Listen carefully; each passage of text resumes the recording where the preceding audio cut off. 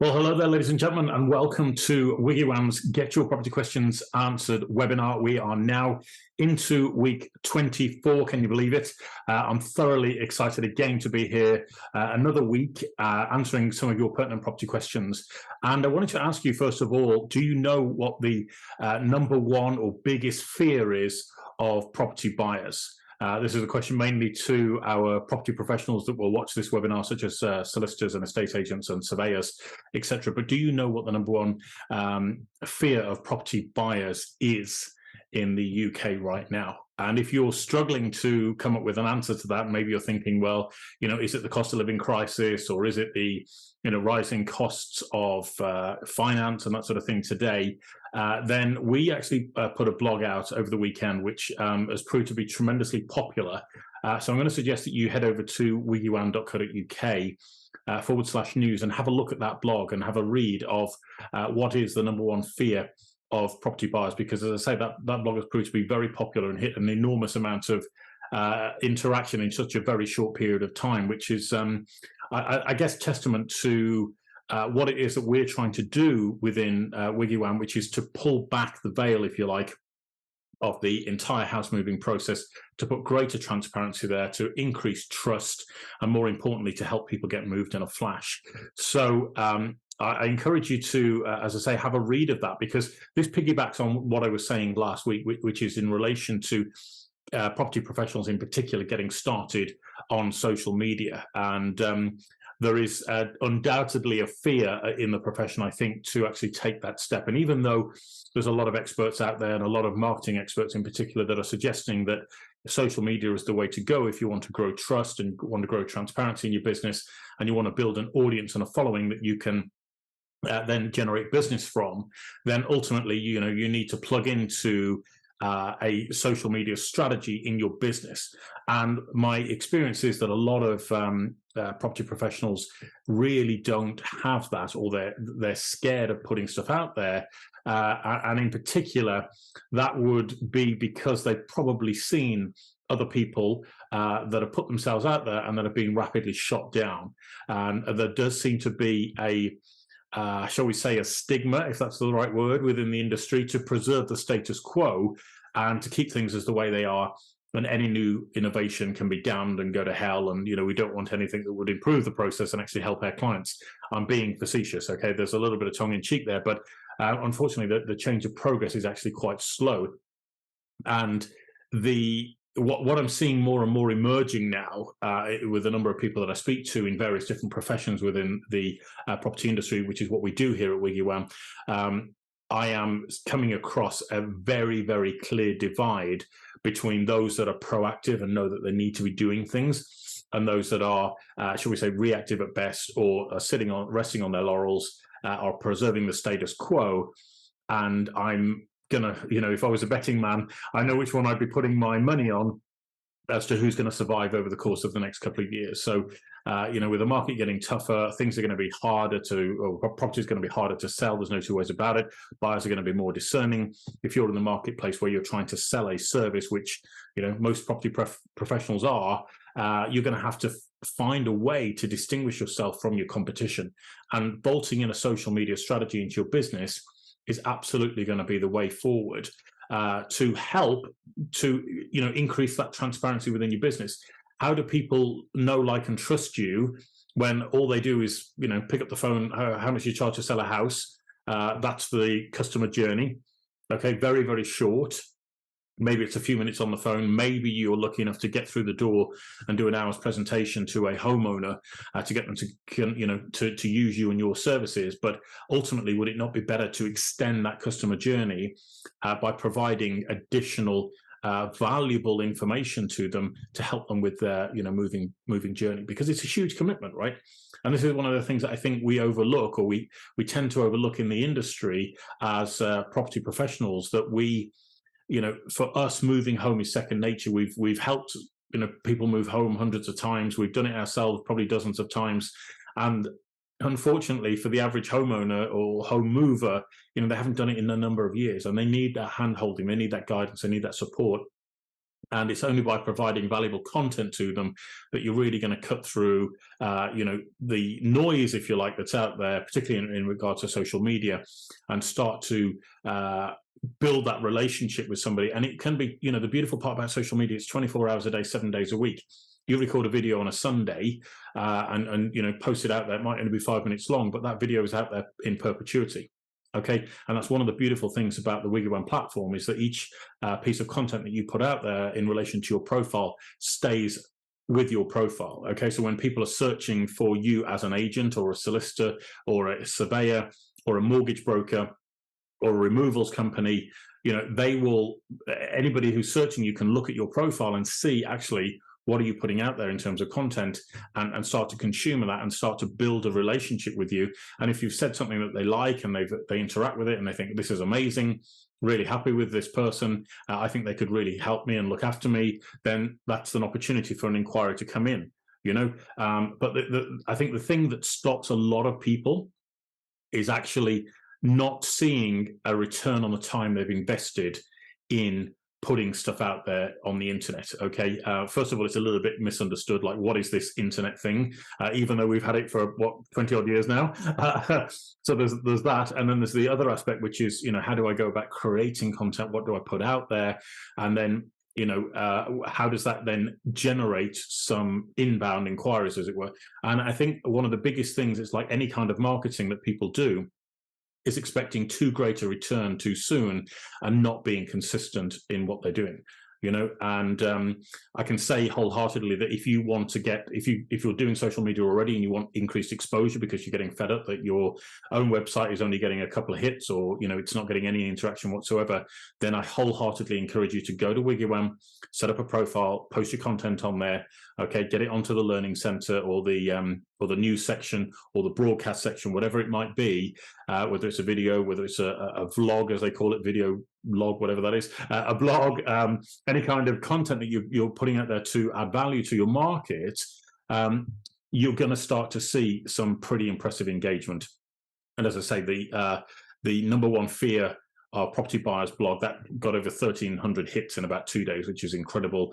That's pretty good, actually, even for us, if I do say so myself. But the point is, we've had other property professionals that have posted on there, and they've seen very little traffic on their own website, and all of a sudden they're seeing hundreds and hundreds of views on their articles and on their blogs and on their videos, that sort of thing as well, which is really exciting. So you can see the power of what we're building here, and I'm going to invite you to take a look and start to put some stuff on there.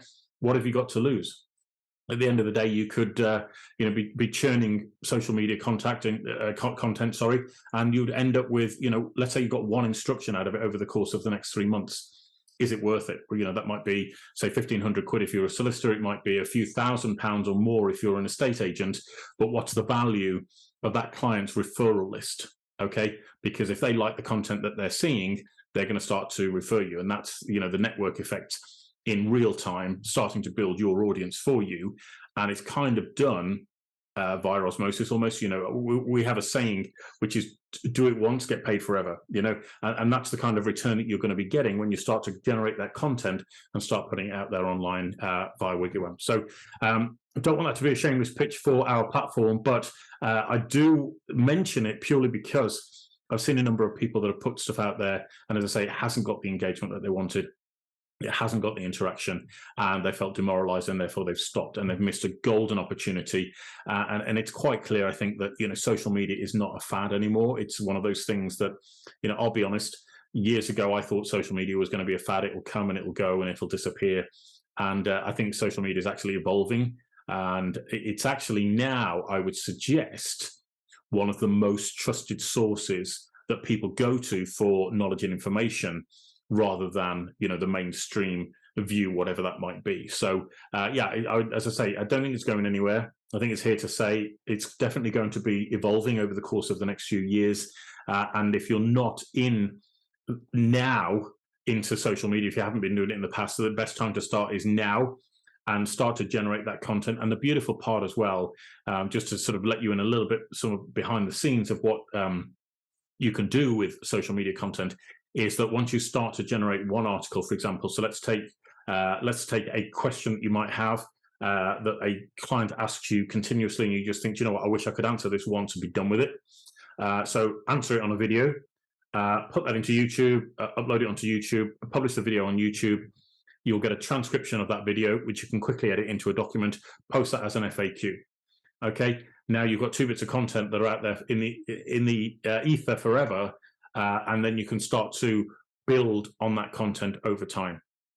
Okay, so hope that's useful, guys. I really do encourage you to take action on it because, as I say, the market's only going to get more difficult now, and that's not to be depressing about what is going to unfold in the market over the course of the next few years. But as I say, if you want to get the best chance of getting much higher fees than you're currently quoting or receiving on the jobs that you're doing, the only way that's going to happen is by building trust well in advance of a client coming to you. And if you notice what some of the best people do is they've created such an audience that you can't actually get to these people. They're in such demand, okay? And that's really where you want to be, because once you're in demand, you're in a market of one. And once you're in a market of one, you dictate the price. Okay, so it's no longer a case of, oh, well, I'd rather, so-and-so down the road will do it for less. Well, actually, fine, go down the road then. I've got 10 clients waiting to use me next week, So I think there's a huge amount of value that this offers. As I say, this is why we've geared a platform around the social media aspect of it, because it's here to stay, and it allows people to see a much more personal aspect to somebody rather than through corporate media and that sort of thing as well.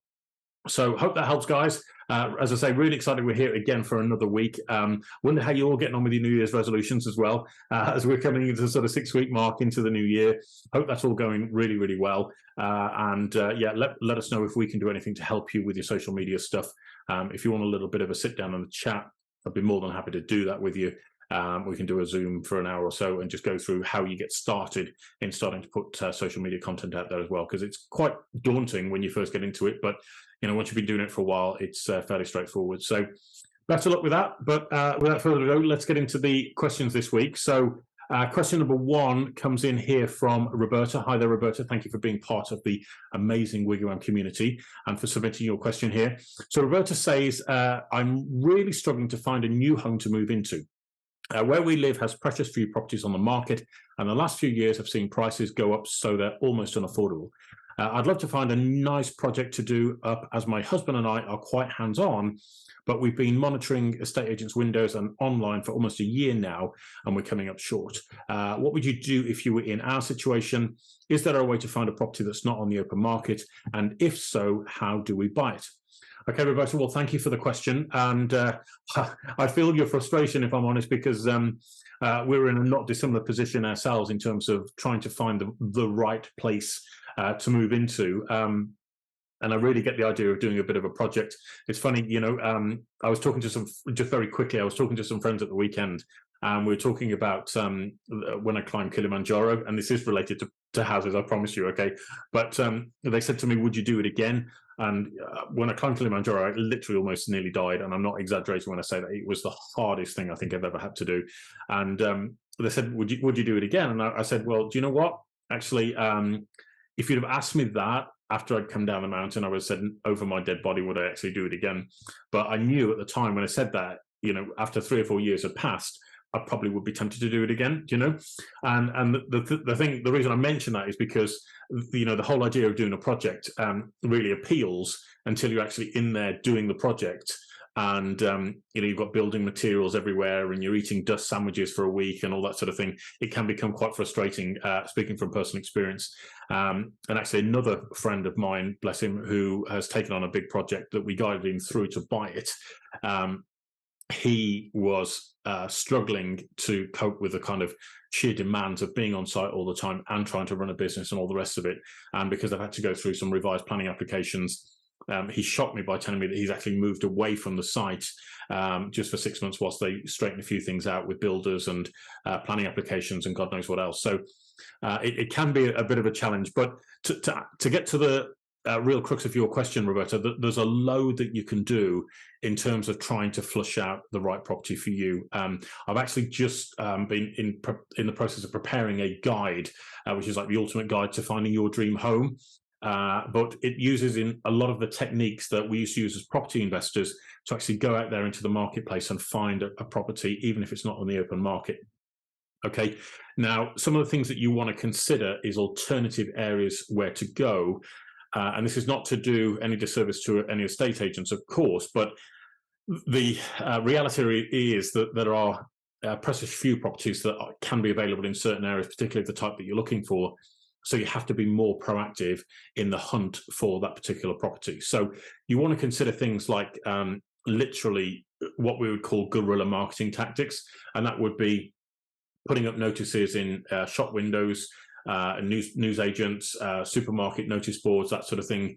It would also include leafleting. So leafleting a certain area.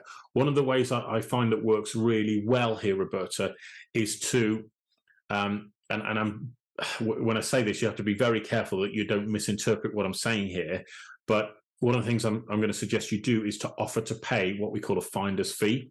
And that's not a brown paper envelope full of cash. That's not what we're talking about here at all. But it's actually to pay a genuine finder's fee to anybody who brings you or introduces you to a property like that you're looking for and that you end up actually buying. Okay, now this can be quite enticing for a lot of people if you're offering to pay £1,000, £1,500, £2,000 or more to somebody on the strength of you wanting to buy a home, and the temptation is for them to run off if they're particularly keen, and they say, well, actually, if I find this person the right property, they might bring you anything and everything that might not be in your criteria. So one of the best things you can do, Roberta, is to draw up what we call a hunting brief. Okay, a hunting brief is exactly what it sounds like. You're going hunting for your dream home, and you want to have a brief of exactly what it is that you're looking for. So it might be you list, 2 or 3 areas where you're particularly interested in living, the type of property that you want, whether it's a stone cottage, a new build, or probably wouldn't be a new build if you want a project, but you get what I'm saying. Something that hasn't been lived in for a while, whether it's a probate sale, whether you want land with it or not. Those are the sort of brief details that you want to put on there, and anything else that's pertinent, like number of bedrooms, etc. And then you start to, as long as that's got your contact details on, obviously, so people can get in contact with you, and there's a little bit of a personal element there, like a photograph of you and your partner perhaps, then that is something that I would literally be putting into the hands of everybody who could potentially help me find a house. And so I would go to all the estate agents in your area with your hunting brief, give them a copy, and I would give them a copy every time you go in and see them, okay? Because your first copy probably goes in the bin. They might put you on the mailing list and then it will go in the bin. So next time you go and give them another copy, go and give a copy to your letting agents, okay? As well, people don't always go to a letting agent when they're thinking about buying, but it's an untapped source, if you like. Perhaps you might have a landlord who's thinking of selling 1 or 2 of his properties, or they may know somebody who knows somebody. Okay. The other thing you want to consider is adverts in the back of local papers. And if you start to look in some of the papers, you'll notice adverts where property investors will advertise the fact that they buy houses. Okay. And what I would do in your situation, Roberta, is speak to every one of them. Okay, ring them up and say, look, I'm not looking to sell my home. I'm actually looking to buy. You probably get a lot of calls or from people who want to sell their home, and sometimes you might get something that doesn't fit your criteria. This is what we're looking for. It's bum, bum, bum, bum, bum. Okay. And, if you get anything like that, we'll happily pay you a finder's fee. What I've just said to you there, if you want to go back and watch this video a couple of times, is absolute gold and music to a property investor's ear, because if they know that they're going to get paid a finder's fee for a lead that is, absolutely useless to them otherwise, then that may just help to open the door to the right property for you. Okay. So there's a couple of avenues there that I've given you can look at. There is a lot of sites online that you control beyond the main sort of three portals, as it were. There's a lot of niche sites as well that are out there, particularly for projects. You can also look at sites like eBay, for example. Might sound extreme, but there is properties listed on eBay. You might be shocked to find 1 or 2 properties on there. Gumtree, those sorts of sites. You want to be targeting these niche ones and looking anywhere and everywhere. So you're kind of throwing out a big net, if you like, to drag in as many leads as possible and bring those leads in to you as a potential buyer. One of the things I'm going to suggest you do, Roberta, as well, this might sound a bit extreme, but I say it with a lot of experience of putting these things out there into the world and getting some very strange inquiries back, or very strange phone calls or text messages or whatever it might be. So I'm going to suggest you get what we call a nutter phone. It's what we call it in the profession, but it is literally a pay-as-you-go cheapy phone with a SIM card, where you can use that number in all your advertisements. So for things like leaflets, if you're going out there leaflet dropping, put your nutter phone number on there. If you're doing it on your hunting brief, again, the same sort of thing, because you just don't know. And as I say, I've had some very, very strange messages that have come through where people have picked up my number for whatever reason, and yeah, it's a bit eye-opening, if I'm honest. So I don't really want to put you through that, but so give it a separate number so that, you know, after your house search is done, you can discard that, as it were. And the other thing that you'll realize is that once that phone rings, okay, you know it's likely to be a deal or a lead for a potential deal. Okay, so I hope that gives you some angles to work with, Roberta. I'll always recommend that you get a copy of Home Buyers Secrets as well. I have listed a number of different ways that you can find properties in there. In terms of the buying process, it's fairly straightforward. You're just both going to have to instruct solicitors to transfer the title over, and obviously go through getting your finance in place in the usual way. One of the things you might want to consider doing, Roberta, depending upon your budget and how appealing this is to you, if you want to move this forward quickly, I would always suggest, as part of your offer, that you offer to pay the seller's legal fees, okay, provided they use a solicitor of your choice. And the reason I suggest that is because we have solicitors that work with WiggyWam that will do this within 6 weeks. Okay, that is pretty much unheard of in the local marketplace right now. So if you want the deal done quickly, plug yourself into that system and we'll get the deal done quickly. It might cost you an extra 1,500 quid, but in the grand scheme of things, it's absolutely nothing. It's a complete no-brainer, and it's absolutely worth doing, because you'll put to the side so much stress and so much heartache, you know, if you're going with solicitors that will, you know, unfortunately take 20, 24 weeks, whatever it is right now, to get a deal through. So hope that helps, Roberta. We're always here for you, so let us know if we can do anything else to support you. Wishing you the best of luck. As I say, grab yourself a copy of Home Buyers Secrets. There's a lot more in-depth info in there. If you want a copy of my How to Find Your Dream Home Guide, as I say, I'm literally finishing that off right now. So if you want to be one of the first people to proofread that and let me know your feedback, then you'd be more than happy to have a copy of that. Just send me an email, happytohelp@wiggywam.co.uk, and then just put in the subject title Dream Home Guide. Okay, and I'll send you a copy. All right, Roberta, so best of luck, and let us know if we can do anything else to help. Fantastic. Okay, moving on. Question number 2 comes in here from Philippe. Hi there, Philippe. Thank you for being part of the amazing WiggyWam community. So Philippe says, we're thinking about buying a recently built house that was built by a self-builder. The house looks pretty sound, both inside and outside, but unfortunately the guy who owns it told me he didn't get an NHBC certificate, even though all his building regs have checked out and he's close to getting the final certificate. We've spoken to a broker who thinks it's difficult for us to get finance without an NHBC certificate. Is there anything we can do, as the property is going for a good price and we'd really like to live there? Okay, well, thanks for the question, Philippe. It's an interesting scenario that you're in there with this self-builder, and obviously I've not seen the property. So I'm kind of going on a bit of experience here from similar sort of circumstances that I found myself in. Many, many years ago, Philippe, we did, or I should say I did a barn conversion, and I literally was hands-on doing the work myself. And this is when I was young and naive and didn't know any better. And again, at the time, I think there was some issues around, I forget the exact story, but around getting an NHBC certificate in place. And for whatever reason, I think it was they either didn't do it, or we'd actually started some crucial work and then we couldn't retro-apply the certificate. I can't remember exactly what the scenario was, but I know for a fact that we couldn't get that NHBC certificate in place. Now, what I did do is you can retrospectively apply. At the time, it was what was known as an architect certificate. And I spoke to a local architect who was actually, I found through a B&I group. And he came out to the property, had a look, did the full inspection. I forget how much it was like a couple of grand or whatever it was. But he got a copy of the plans. He walked around the property to see that the spec that we'd done it to. He'd seen some photographs that we'd taken during the course of the build as well, which was always useful to make sure that the work had been done to an appropriate standard. And he was happy to issue the architect certificate off the back of that. And that was deemed sound enough for anybody to then get finance on the property, as it were. So that's where I'd probably point you on this one. There may be other solutions out there. It might be worth doing a bit of a Google around the topic of, I don't know, retrospective NHBC certificate, and have a bit of a search and see what comes up. But you basically want somebody who will give you an insurance-backed product that basically is suggesting that, you know, the build has been done in accordance with regs.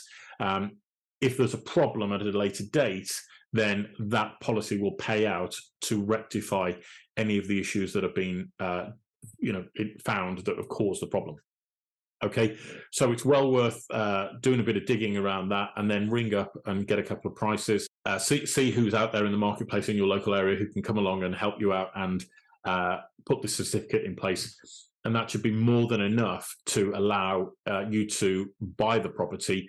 The slight challenge you might have here, Philippe, is that I'm going to read into the question a little bit, and I'm going to suggest that the reason you are potentially getting this property at a good price is because the seller doesn't think that they can get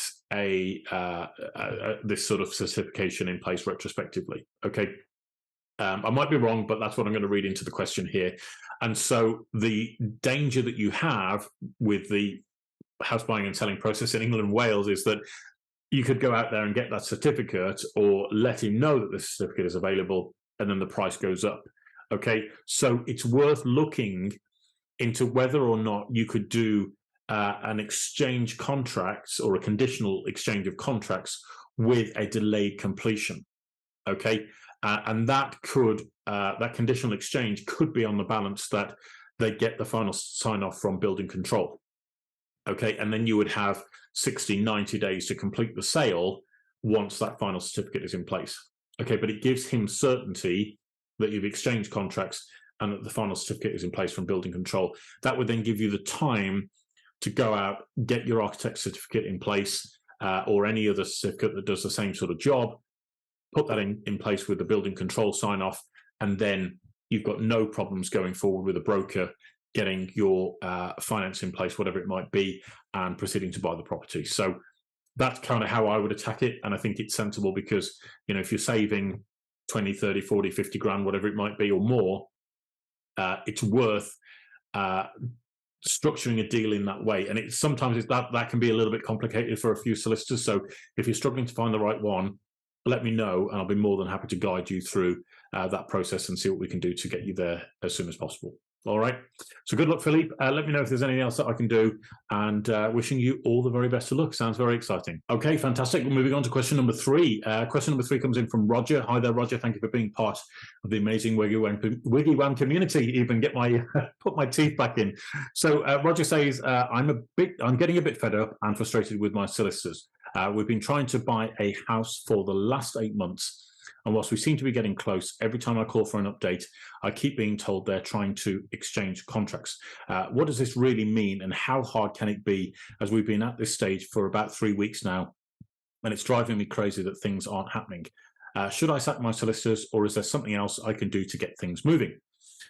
All right, Roger, well, sorry to hear that you're in that position, and I share your frustration. I know how difficult that can be sometimes when you're just trying to, you know, get that exchange of contracts so that you know everything's legally binding. Now, you've asked what actually this means, and the exchange of contracts is the legally binding part of the deal, which means your buyer has signed, you as the buyer have signed the contract, the seller has also signed the contract, and the two solicitors do what's called the exchange of contracts. Now, that sounds all very complicated, and sounds like it could take, you know, you probably have visions of, you know, a courier on horseback riding to the other party's solicitors with a contract for them to endorse and rubber stamp and all the rest of it. But I was actually, this is going back to probably 2012 now, maybe. I had the privilege of a solicitor actually showing me what the exchange of contracts process entails.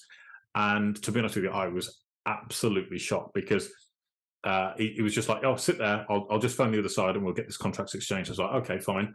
Like wondering how this was going to happen. Was it the power of the internet? Was there going to be a carrier pigeon coming through the window or whatever else it might be? But actually, what happened was he picked up the phone and he just gave his name, obviously the company they'd been dealing with one another, and he literally looked at his watch and he said, "The date is so and so, the time is so and so, and I'd just like to confirm contracts exchanged." And the guy on the other end of the phone goes, "Yep, contracts exchanged," and they wrote the time down on the piece of paper, and I was like, "That's it, really?" And literally they hung up the phone. I was like, "Okay, I've just timed that. That's like 2 minutes." You know what I mean? And that was the actual exchange of contracts process. That made it all legally binding. Now, I'm not going to suggest that all solicitors operate in exactly the same manner.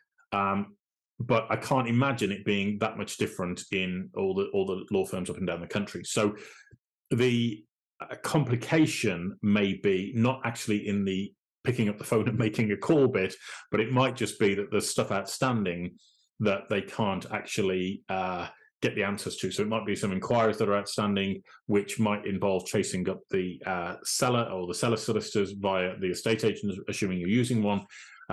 That might just get the information back so that your solicitors are satisfied and then they can exchange the contracts. It might be that there's some information outstanding from the mortgage side of things, and that may be an issue. I mean, it does sound from the way you phrase your question that they are satisfied that they've got everything and they're very, very close to exchanging contracts. But as you say, it drives you mad if it goes on for 3 weeks and things aren't happening. So I would ring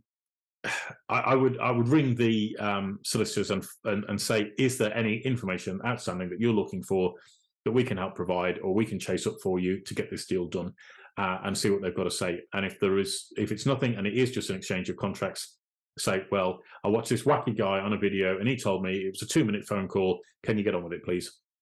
And see what they say to that. All right.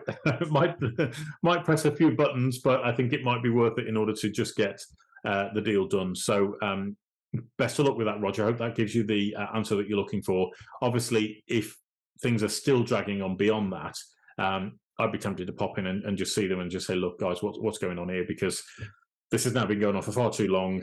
I'm very concerned that there's something untoward going on, or one or the other party is going to start pulling out of the deal if we don't get this done. I've spent an awful lot of money to date. What do I need to do to get this deal over the line? And it may just be that they're stacked out with work and they just need that push from you in order to get them to pick up the phone to the other side and get the deal done. All right. So wish you the best of luck with that, Roger. Let us know if we can do anything to help. I wouldn't sack them. I would just put the pressure on and make sure that they can get things over the line ASAP. All right. Because we don't want to have to start again with a fresh pair of solicitors at this late stage. All right. So keep going and let us know if we can do anything else to help. So moving on, question number 4 comes in from Kashvi. Hi there, Kashvi. Thanks for being part of the amazing WiggyWam community. Kashvi says, we're buying a new build and we're told we'd complete at the end of February 23 after we exchanged months ago. Last week, we were told our solicitor has gone out of business and can no longer act for us, so they recommended another firm.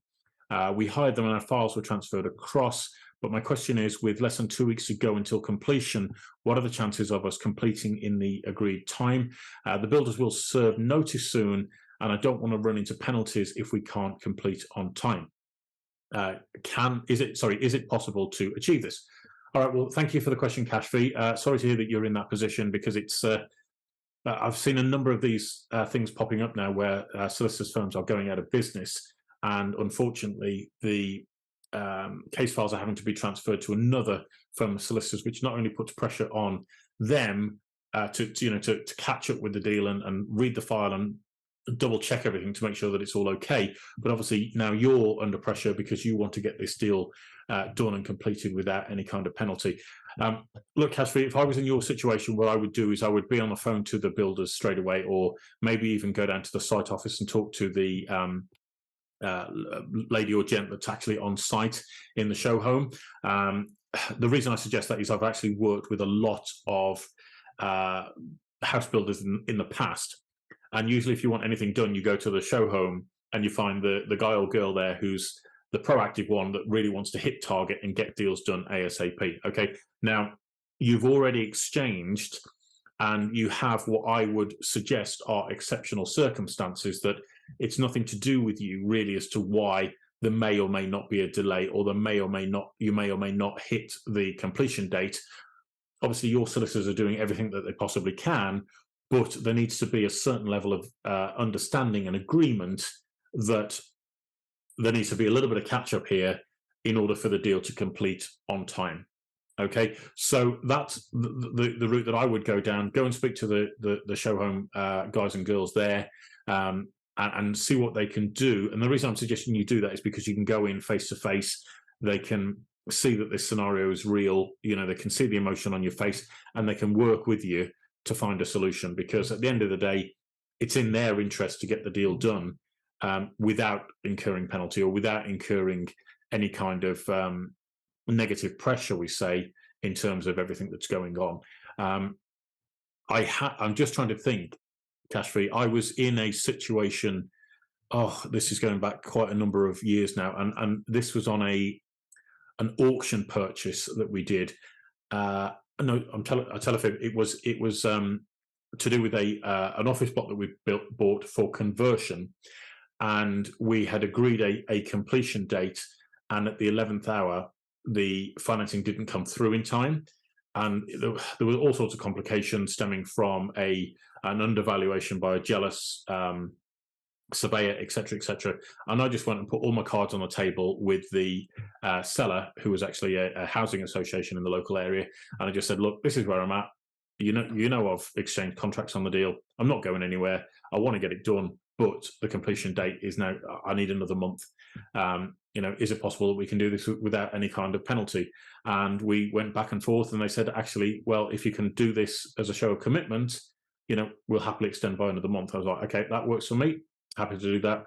And we got the deal sorted out. So the point I'm trying to make here, Kashfi, is that in my experience, most people are reasonably trustworthy and reasonably reliable, and will willingly work with you, especially in circumstances like this where it's not your fault, it's outside of your control, and you're waiting for your legal advisors to play catch up to get this one across the line. It might also be worth a phone call to the new firm that's taking it on and saying, you know, is there any chance that we can speed this up? What if I was to pay you another couple of £100? Would that, you know, allow you to spend a bit more time on it and speed things up and get the deal done? If, you know, the house builders being pedantic for whatever reason, I can't see it likely, but if they were, then it's worth speaking to the solicitors and see if you can financially incentivize them to speed things up and get the deal across the line ASAP. All right. So that's how I would approach it. It sounds really exciting, though, because you are literally a couple of weeks away from getting the keys to your new home. And yeah, that new home smell when you walk in is always quite, yeah, there's nothing quite like it, is there? It's a bit like a new car, but better, I always find. So yeah, to be able to close the door behind you, put the kettle on, and breathe that sigh of relief that you're actually in there, despite all the challenges and hurdles that you've had to go through, will be such a wonderful thing. So I wish you all the best of luck with that.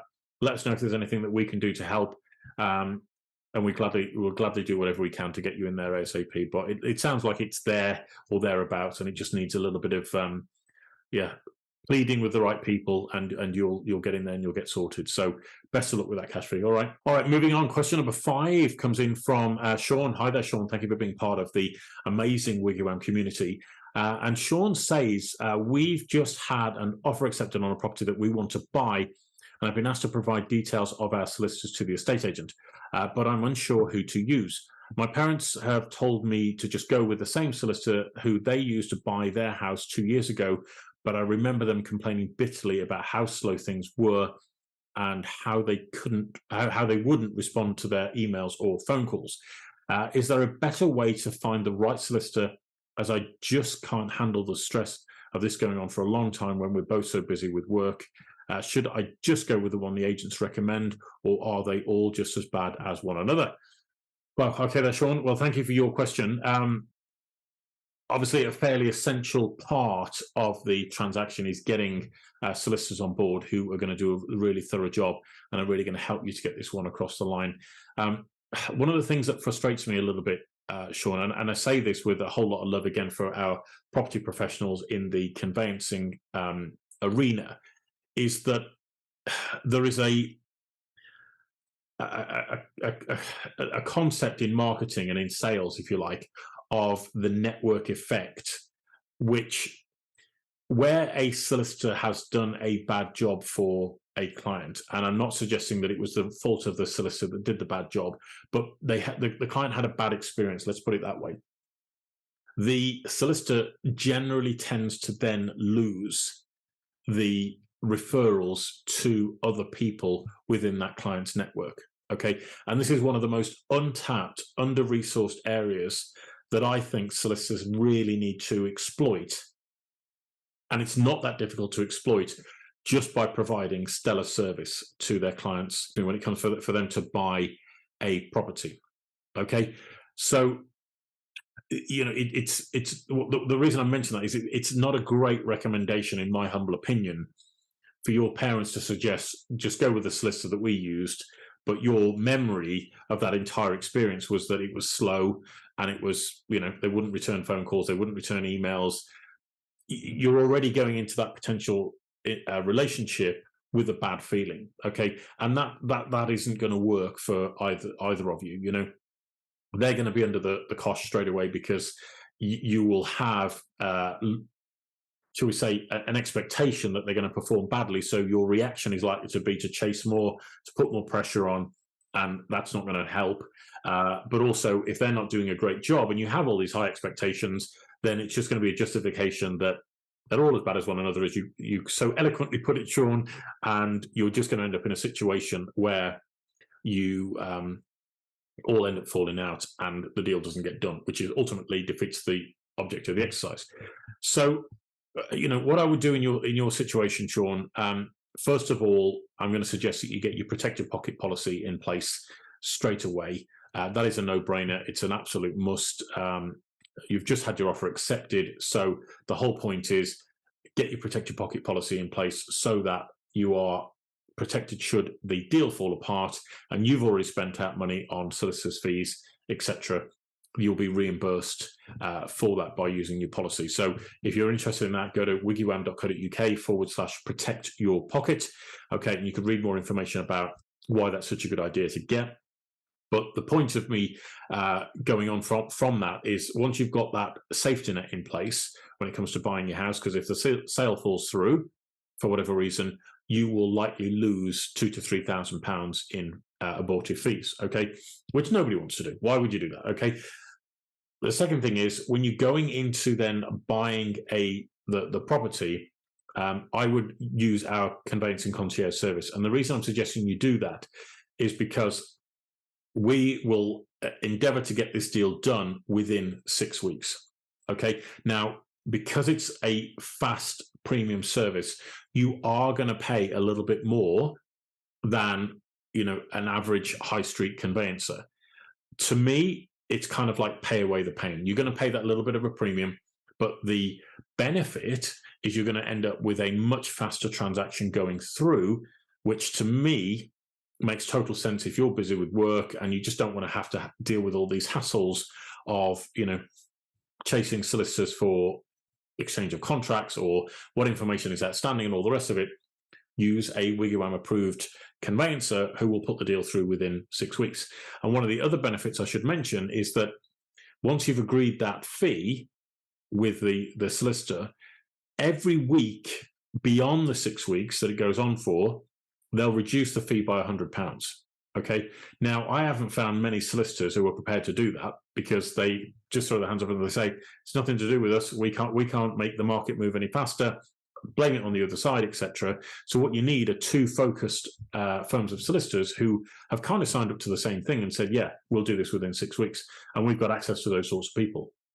Okay. So, you know, that's what I would do is plug into our conveyancing concierge service. If you want to know more, send me an email. Happy to help out, wiggywam.co.uk, and just put conveyancing concierge service, and I'll introduce you to one or two solicitors who can help you to put this deal through on a fast track basis. Okay, my view is I look at it in two ways. Okay, I'm very kind of binary on these sorts of scenarios.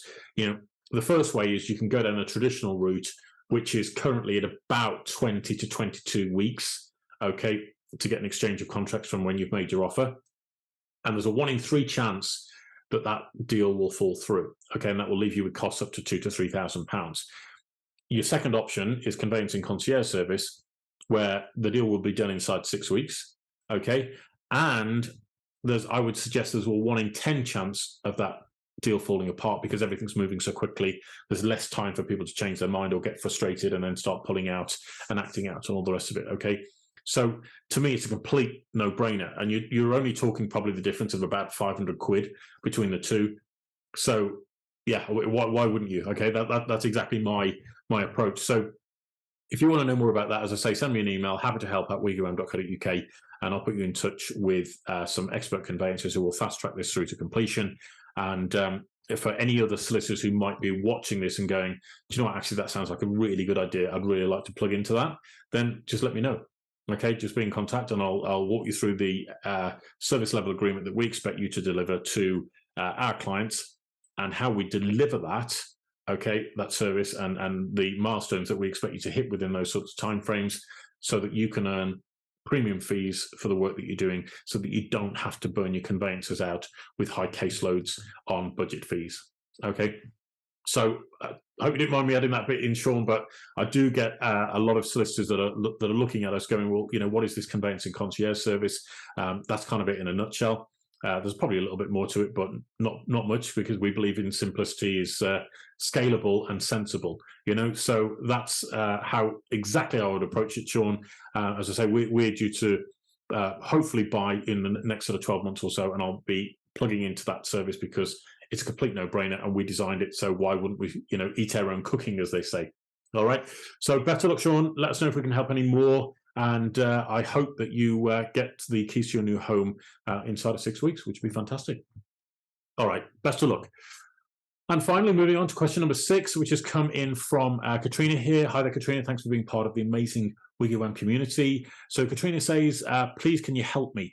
I want to buy my first home, but I'm scared. I've watched some of your videos on TikTok, and I'm shocked about some of the difficult situations people find themselves in. I've worked really hard to save my deposit, so don't want to lose it or lose money if things fall apart, but I'm worried about dealing with agents and solicitors and surveyors. In fact, everything. Can you help me with the whole thing so it's less scary and I don't make a mistake? Okay, Katrina, well, thank you for your question. And may I say, I completely understand it, and I completely get where you're coming from. And it is one of the reasons why about 40% of first-time buyers just don't even enter the marketplace, because they're really worried that things are going to go wrong, the deals are going to fall apart, they're going to get ripped off, they're going to lose money, and it's this complete nightmare horror story because, let's be honest, it's the most expensive purchase that you're ever likely to do in your life, okay? And that's what puts so many people off. And this is why I'm so passionate about educating people about what's involved in moving home. And people say, well, why would you need to do it? And my view is, well, we need to do it because of questions like this that's coming from Katrina here. People are nervous. If I said to you, go out and buy an Aston Martin or a Ferrari or a Lamborghini or a Rolls Royce, okay, and you see 10 on a forecourt, okay, and you're going to spend upwards of £100,000 on each one of those cars, you bet your bottom dollar that you're going to know inside and out about that car, and you'll have had an AA check, and you've probably had a mechanic look over it or a specialist garage look over that car to make sure it's absolutely right, because the last thing you want to do is buy a premium product like that and then end up in a situation where you're spending out thousands and thousands of pounds to put the thing right. And this is the unfortunate part about with houses, is that it's so easy in some cases to hide really nasty problems. And unfortunately, when you're a first-time buyer or even a second-time or third-time mover, there's so many things that can go wrong that you're just not even aware of because you don't have the experience, okay? A case in point, I think it was the second or third property that I ever bought in my life, right? This is really embarrassing to admit, Katrina, but I'm going to share the story with you because I want you to know that I sympathize completely with your situation, okay? So I think it was like the third property that I ever bought, and you can verify this because I actually went on Homes Under the Hammer with this story, okay, with old Martin Roberts, who was an old mate of mine for a while. So what happened was I went to look at a property, and bearing in mind I just qualified as a surveyor, all right, I went to have a look at a property. It was a 3-bedroom mid-terraced home, looked absolutely fantastic, looks absolutely solid, 1980s build. Thought it was a beautiful, beautiful home. Bought it at auction, got a really good deal on it. Thought I was buying it like 35% below market value. Really happy. And then 3 days later, turned up on site with a surveyor for the valuation. Okay, and the surveyor goes, "You do realise this is a concrete property, don't you?" And I was like, "Huh? What?" And then, I put my chest out like, well, I'm a building surveyor and you're just a valuation surveyor, and, all that sort of crazy stuff goes on in your head. And then you realize, actually, I've dropped a massive clanger here. I've gone to auction. I've bid on the property. I now have, 25 days to buy it. And I'm going to struggle to get finance in place because this is now a concrete property. And it wasn't actually a concrete property. What had happened was the old concrete panels had been taken down, which were the main problem because they were the ones that corroded. And then a brick and block traditional skin had been put up on the outside, which is why it looked like a 1980s built home. Okay. The challenge was getting a professional consultant certificate in place on that property within the timescale without it costing a fortune, and then getting a sign off from the valuer that everything was okay. And with all my experience, I'm stood there in the sitting room, literally banging my head up against the wall going, what the hell have I done here? And it makes for a great story. It makes for a good episode of Homes Under the Hammer if you ever see it. But the point being, I totally get the concerns that you have, and probably me sharing that story has probably put the fear of God into you, Katrina. And I really apologize if that has happened. But coming back to the original point, this is why I'm so passionate about educating people about the moving home process, because we only do it a couple of times in our life. It's incredibly stressful. In fact, it's the third most stressful thing we do after, the death of a loved one and a divorce.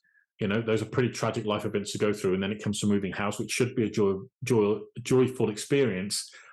But it's really not, because it's so stressful and it's so time consuming. And there's so much that we have to take into account. And we're so worried about things going wrong that this is why I'm so passionate about the education. So what I will say to you, Katrina, we're here to help you every step of the way. And I sincerely mean that. And that's not just for you. It's for every first-time buyer or home mover. We are sincerely here to help you. And if you go to our website, you can go on our learning section on the website. That is WiggyWam.co.uk/learn.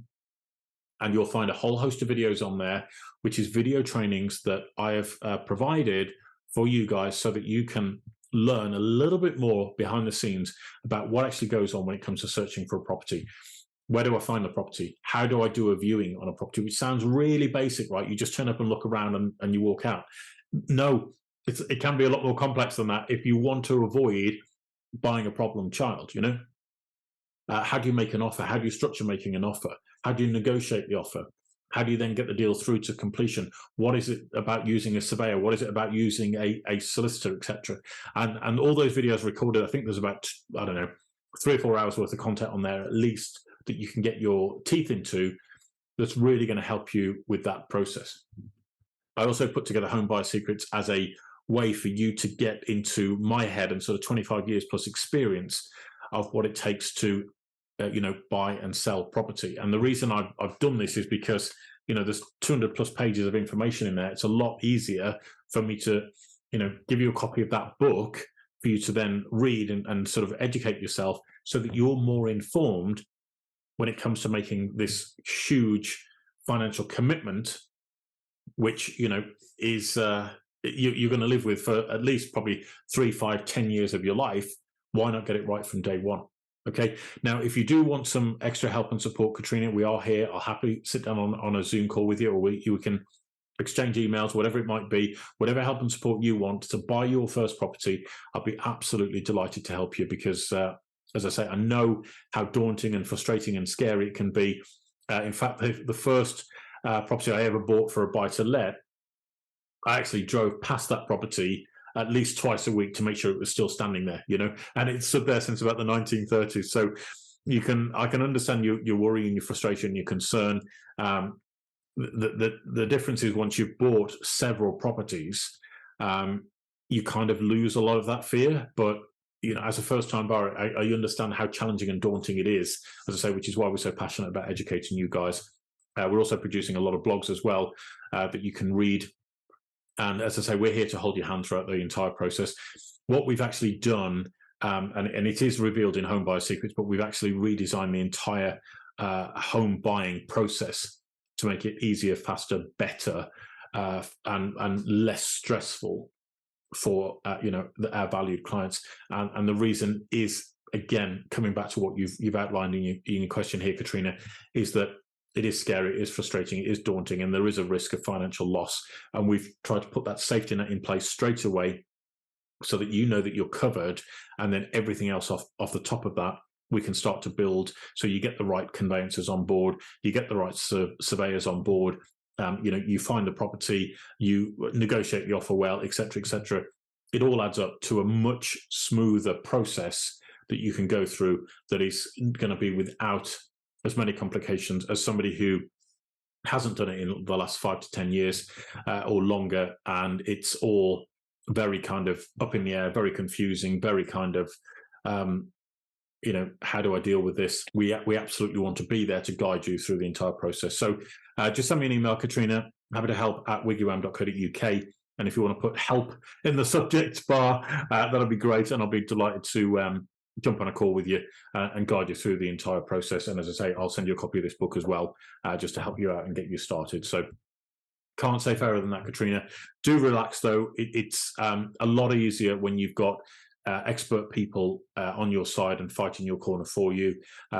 It will go a lot easier when you know exactly what to look out for, which is, as I say, why we spend that time educating people. Once you're educated, the fear goes away. It's a bit like, I use the car analogy. My partner's kind of terrified to take a car to the garage because she automatically thinks she's going to get ripped off. And so she sends it in with me. And I just go in there and talk the language, and it is about talking the language, okay? Because if you notice, each industry and each profession has their own language, and when you start to talk the language of the garage, and this guy knows what he's on about, things tend to flow a lot easier and quicker. I tend to find. So that's just my experience. I could be wrong for other people. They might have a different view on life, but that's definitely what works for me. And as I say, I'd be delighted to help you out and give you that guidance all the way through to you picking up the keys to your new home. And then you can invite us around for a cup of tea and we'll have a nice housewarming party, which would be fantastic. So wishing you the best of luck with that, Katrina. As I say, we're always here for you. So let us know whatever else we can do to help you. All right. And that goes for anybody else as well who's watching this, who is feeling overwhelmed or daunted by the entire process. Just let me know. And I'm more than happy to help guide you through the entire thing. Well, once again, ladies and gentlemen, thank you so much indeed for all of your questions, and really appreciate your support in these webinars that we're doing and for the questions that we're putting out there online. Please do consider sharing these videos with your friends and social networks. The more people that we can reach, there's about 1 million people a year that need our help and support in the home moving journey, and it would be a pleasure to answer their pertinent property questions and to give them as much advice, help and support as we possibly can. So please do, as I say, consider subscribing to these videos, consider sharing them with your social network, getting it out there, help us reach more and more people. For those of you that want to send in your property questions to us, we're here every week doing this, so please send your questions in. You can send them in via email. Our email address is happytohelp@wiggywam.co.uk. That's happytohelp@wiggywam.co.uk. And send us your property questions. And you can also reach us via our website, which is wiggywam.co.uk. So that's wiggywam.co.uk. You can go online, set up your free profile on there, access some of the amazing resources we've already got on there, and that knowledge base is growing by the day. So well worth investing some time there, having a look round. You can also contact us via Twitter. Twitter handle is @WiggyWam_UK. So that's @WiggyWam_UK. and send your questions to us there, or share some social media stuff online with us as well. That would be amazing. So, ladies and gentlemen, thank you once again for your support. Thank you for joining the Property Revolution. Thank you for pledging your allegiance to what we're doing here with WiggyWam, and I look forward to welcoming you back same time, same place next week, and wish you all a great week, rest of the week ahead, and an amazing weekend as well. So thanks ever so much indeed. You take care. Good night. God bless.